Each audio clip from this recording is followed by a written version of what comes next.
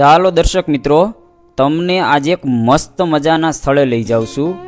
આ સ્થળ છે એ ગુજરાત રાજ્યના મહેસાણા જિલ્લાની અંદર આવેલ ઊંઝા, અને ઊંઝાની અંદર આવેલું માં ઉમિયા માતાજીનું મંદિર। તો ચાલો આપણે જઈએ ઊંઝા, અને માં ઉમિયા માતાજી છે એના દર્શન કરીને પાવન થઈએ। તો ચાલો હું તમને અત્યારે લઈ જાઉં છું ઊંઝા।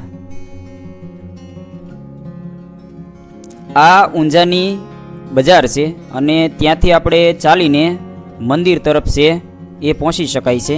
તો આપણે ચાલતા ચાલતા છે એ મંદિર તરફ જઈએ। તમે જુઓ તો પ્રવેશ દ્વારની નજીક જ માતાજી ઉમિયાજી છે તેની વિશાળ છે એ મૂર્તિ છે એ બનાવેલી છે અને દર્શન માટે મૂકેલી છે, તમે જોઈ શકો છો। આ સિવાય તેમનું વિશાળ પટાંગણ, અને સામે તમને છે તેમની ભોજનશાળા છે એ ભોજનાલય છે એ જોવા મળે છે। આ તેમનું મુખ્ય વાત કરીએ તો પ્રવેશ દ્વાર છે, જ્યાંથી મંદિર છે એના અંદરના પટાંગણની અંદર આપણે પહોંચી શકાય છે। અહીંયા વાત કરીએ તો બહારની કેટલીક બાબતો જે ઉમિયા ભવન છે એ પણ હું અહીંયા તમને બતાવવાનો પ્રયત્ન કરું છું। આ સામે દેખાય છે એ ઉમા ભવન છે, એમનું દૃશ્ય કંઈક આવું દૃશ્યમાન છે આપને થતું જોવા મળે છે। સાથે સાથે વાત કરીએ તો અસંખ્ય શ્રદ્ધાળુઓ છે અહીંયા આવે છે। આ ભોજનાલયની બાજુમાં આવેલું માઉન્ટેન, મતલબ કે સુંદર મજાના ફુવારાઓ છે એ છે, ત્યાં નાના મંદિરો છે એ પણ અહીંયા એ સ્થાપિત કરવામાં આવેલા છે।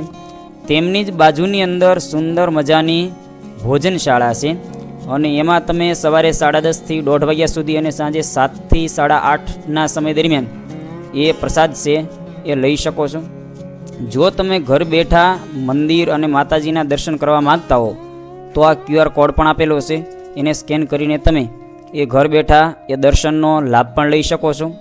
તો ચાલો હું હવે તમને અહીંયા દર્શન કરાવું એ મંદિરના, અને મંદિરની અંદર સ્થિત માતાજી છે તેમના મંદિરનો નજારો કંઈક આવો આપને જોવા મળે છે। સુંદર મજાની કલાત્મક કોતરણી, અને સાથે સાથે ફરતે પણ સુંદર મજાની આખી કલાત્મક રચના એ મંદિરની ફરતે કરવામાં આવી છે।